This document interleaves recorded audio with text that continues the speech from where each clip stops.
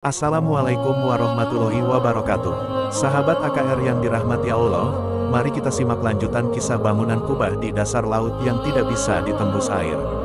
Lalu, benda yang berbentuk kubah tersebut diserahkan kepada Nabi Sulaiman, alaihi salam. Tiba-tiba, di dalamnya terdapat seorang laki-laki yang tampan, memakai baju yang serba putih, dan bersih badannya.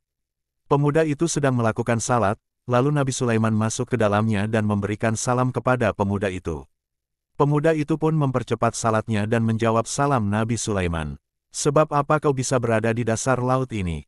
tanya Nabi Sulaiman mengawali pembicaraan. "Wahai Nabi Allah, sesungguhnya bapak saya adalah seorang laki-laki yang lumpuh dan ibu saya adalah seorang wanita yang buta. Saya merawat keduanya selama 70 tahun. Saya merawat keduanya dengan penuh kasih sayang.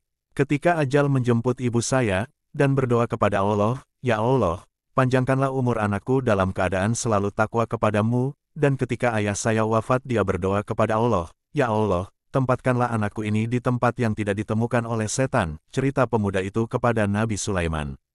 Sejenak keduanya terdiam. "Setelah saya memakamkan kedua orang tua saya berjalan-jalan ke tepi pantai untuk menghilangkan kesedihan saya. Lalu saya melihat kubah yang bercahaya. Kubah tersebut sangat indah, saya masuk ke dalamnya untuk melihat keindahan kubah tersebut. Lalu datanglah malaikat dari beberapa malaikat. Malaikat tadi membawa kubah tersebut ke dalam laut, sedangkan saya berada di dalamnya," ucap pemuda itu melanjutkan ceritanya. "Pada zaman siapa kamu mendatangi pantai?" tanya Nabi Sulaiman penuh penasaran. "Pada zaman Nabi Ibrahim, alaihi salam," jawab pemuda itu. Sejenak Nabi Sulaiman terdiam, mengingat kembali sejarah. Begitu terkejutnya Nabi Sulaiman ketika mengetahui bahwa jarak zamannya dengan zaman Nabi Ibrahim itu adalah 2400 tahun. Begitu panjangnya umur pemuda dan yang anehnya lagi tidak dijumpai satu helai rambutnya yang beruban. "Lalu, bagaimana kamu bisa mendapatkan makan dan minum?" tanya Nabi Sulaiman. "Wahai Nabi Allah, setiap hari datang kepadaku seekor burung yang membawakanku makanan sebesar kepala manusia, saya memakannya.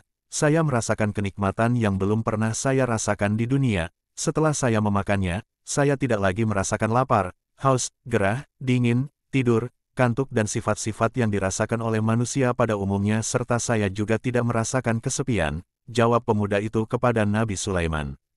"Maukah kamu ikut denganku di kerajaanku atau kamu ingin kembali kepada tempatmu?" Nabi Sulaiman memberikan penawaran kepada pemuda itu. "Wahai Nabi Allah, tolong kembalikan aku ke tempat semula," pinta pemuda itu kepada Nabi Sulaiman. Lalu Nabi Sulaiman memerintahkan Asif Barhia untuk mengembalikan pemuda itu ke tempat semula. Saat itu juga pemuda itu hilang dari pandangan Nabi Sulaiman dan rombongan. Dari kisah tersebut kita bisa mengambil hikmah bahwasanya doa orang tua itu sangatlah mustajab dan tidak bisa diragukan lagi. Dari Anas bin Malik radhiyallahu anhu, Nabi Shallallahu alaihi wasallam bersabda, yang artinya, 3 doa yang mustajab yang tidak diragukan lagi, yaitu doa orang yang dizalimi, doa orang yang bepergian, safar, dan doa orang tua pada anaknya, hadis riwayat Ibnu Majah. Oleh karena itu, kita sebagai anak seharusnya berbakti kepada orang tua. Minimal dengan tidak membuatnya sakit hati, atau syukur-syukur bisa membuat mereka bangga, serta merawatnya dengan kasih sayang, dan masih banyak lagi hal yang bisa dilakukan.